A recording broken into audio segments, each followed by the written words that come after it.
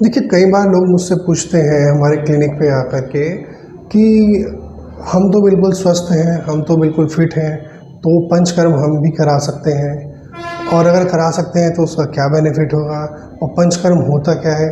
देखिए, खाली मालिश करना, मसाज करना ये पंचकर्मा नहीं है। ये सैलून्स वगैरह में स्पा के नाम से फेमस है, but this is not what is panchakarma. Panchakarma का मतलब है, पंच मीन्स पाँच और कर्म मीन्स प्रोसीजर्स और थेरेपीज़। तो आयुर्वेद के अंदर 5 थेरेपीज़ बताई गई हैं जो शरीर के रक्षा के लिए, बीमारियों से और शरीर के शोधन के लिए और लॉन्जेविटी बढ़ाने के लिए, यानी कि आपकी बॉडी की लंबी आयु, दीर्घ आयु प्राप्त करने के लिए ये कार्य करते हैं। देखिए, सबसे पहला पंचकर्म में आता है आपका वमन, यानी कि अगर आपकी बॉडी के अंदर कुछ दोष प्रकोपित हो चुके हैं, यानी बीमारियां हैं जो कफज ओरिजिन की हैं, तो उसमें आपको इस तरीके की आयुर्वेदिक औषधियाँ पिला करके, घृत पिला करके पूरे शरीर से वो गंदगी और बीमारी इकट्ठी करके आपके स्टमक में लाई जाती है, कोष्ठ में। और वमन यानी इमेटिक ड्रग्स आपको पिला करके आपको वॉमिटिंग कराई जाती है, इंड्यूस कराया जाता है, और जब तक के अंदर से सारी बीमारियाँ और टॉक्सिन्स ना निकल जाए तब तक के वॉमिटिंग होती रहती है। ये फिर आपकी बॉडी बिल्कुल क्लियर हो जाती है और ये शोधन प्रक्रिया है बॉडी की, बायो प्यूरिफिकेशन, तो ये कहलाती है वमन।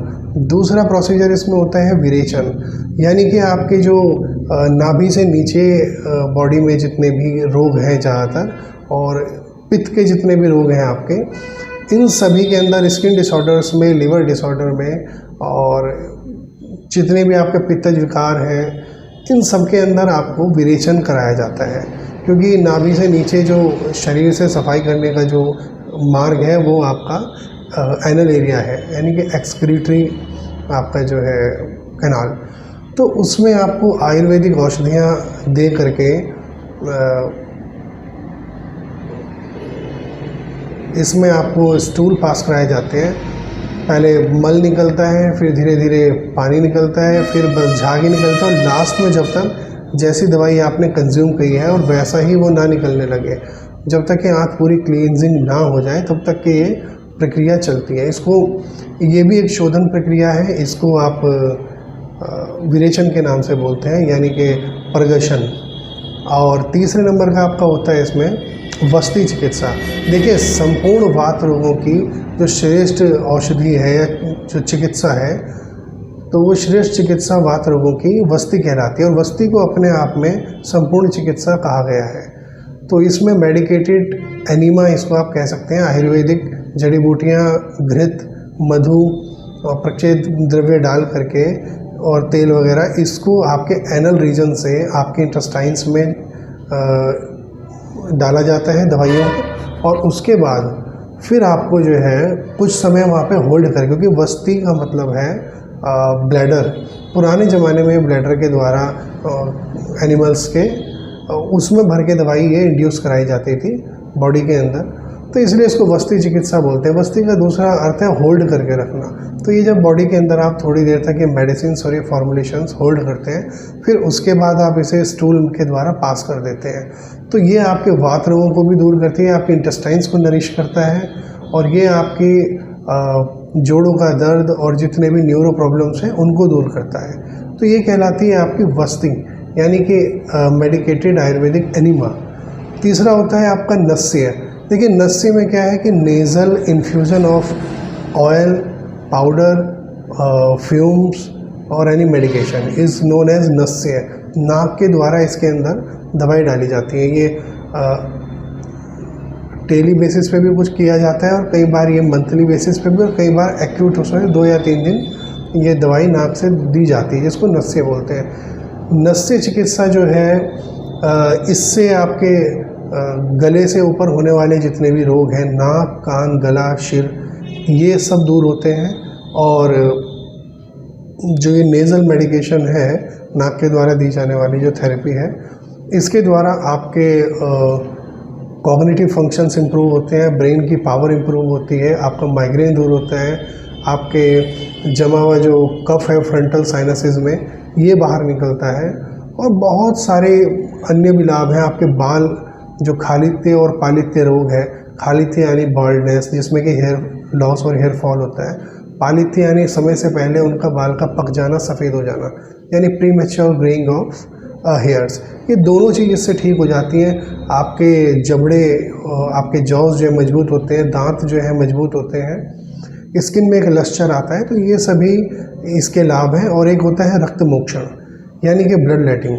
जब बॉडी के अंदर पित्त की वृद्धि हो जाती है और एक्ने और इस तरीके की स्किन की डिसऑर्डर्स होने लगते हैं एक लार्ज लेवल पे, या पित्त व्याधियां बढ़ जाती हैं, या यूरिक एसिड बढ़ रहा है बॉडी के अंदर, तो तब ये ब्लड लेटिंग की कुछ थेरेपीज़ होती हैं, जैसे कि जौंक लगाने के द्वारा और आपका ये अलाबो लगाने के द्वारा, कपिंग थेरेपी, ये तब इस्तेमाल की जाती है। इससे गंदा जो आपकी बॉडी में खून है ये बाहर निकल जाता है। जो इम्प्योर ब्लड है, जिसमें टॉक्सिन्स भरे हुए हैं, या जो कहीं पे भी कंफ्यूजन वाला ब्लड है, ये सब बाहर निकल जाते हैं और बॉडी प्योरीफाई हो जाती है और सभी पित्त दोष इससे बाहर निकल जाता है बॉडी से।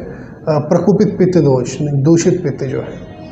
तो दोस्तों ये 5 कर्म जो है, वमन, विरेचन, वस्ति, रक्त मोक्षण और नस्य, ये कहलाते हैं आपके पंचकर्म।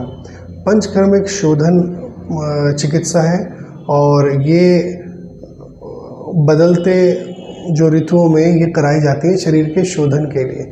अगर बीमारी की जड़ ही काट देंगे तो आगे उसके होने के चांसेस नहीं है। This is all about Ayurvedic treatment. Ayurvedic treatment 3D mode पे होता है।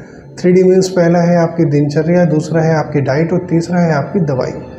तो ये इसीलिए कारगर है कि ये जड़ से ही, मूल से ही बीमारी को नष्ट कर देता है और आगे उसके रीअकरेंस के चांसेस भी ख़त्म हो जाते हैं। इसके अलावा अब मेन जो प्रश्न है कि लोग पूछते हैं कि हम स्वस्थ हैं तो हम भी पंचकर्म करा सकते हैं क्या? देखिए, जो लोग शराब नहीं पीते हैं, सिगरेट नहीं पीते हैं, अंडा नहीं खाते हैं, मीट मछली नहीं खाते हैं, सत्संगी हैं, पैदल घूमते हैं, एक्सरसाइज कर रहे हैं, जिम कर रहे हैं, ये चीज़ें करने से हो सकता है कि वो अपना आयु उनकी 10 साल बढ़ जाए। लेकिन वो कौन सी बढ़ेगी? बुढ़ापे की।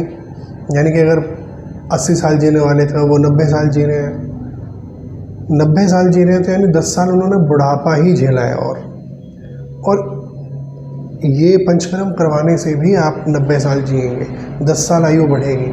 लेकिन 10 साल आयु जो आपकी बढ़ेगी वो गृहस्थ जीवन की, यानी कि आपकी जो यूथ है ये 10 साल बढ़ेगी।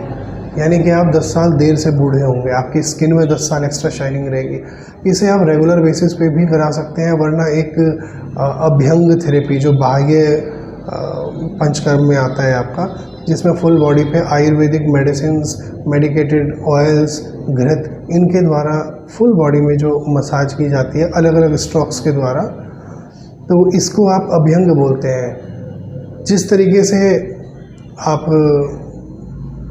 जो आप कार्ट देखते हैं, घोड़ा गाड़ी, उसके पहिए पे तेल लगाने से वो एकदम मजबूत होकर चलता है, घिसता भी कम है और फ्री एकदम चलता है। जिस प्रकार से चमड़े के ऊपर आप ऑयल या वैक्स का एप्लीकेशन करने से वो जल्दी ख़राब नहीं होता और लंबे समय तक चलता है और बढ़िया चलता है, उसी तरीके से आपकी बॉडी जो स्किन है इस पर मसाज करने से आपका लिम्फेटिक ड्रेनेज सही रहता है, आपका ब्लड फ्लो सही रहता है, स्किन में शाइनिंग आती है, लस्टर आता है, आपका जो बहुत सारी न्यूरो प्रॉब्लम से आप इससे बचते हैं। क्योंकि वात का सबसे बड़ा जो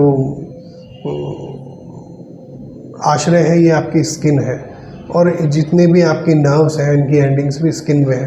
तो न्यूरो प्रॉब्लम्स के लिए अभ्यंग एक बहुत ही अच्छी चीज़ है। और रेगुलर आप अगर वीकली भी एक बार अभ्यंग ले रहे हैं या मंथली भी एक ढंग से आप किसी पंचकर्मा सेंटर पे आके अभ्यंग लेते हैं, तो दोस्तों उससे क्या है कि आपकी बॉडी में एक शाइन बनी रहती है, मसल्स आपकी खूब मजबूत रहती हैं, हड्डियाँ मजबूत रहती हैं, ब्लड फ्लो आपका बढ़िया रहता है, बहुत सी बीमारियों से आप बचे रहते हैं।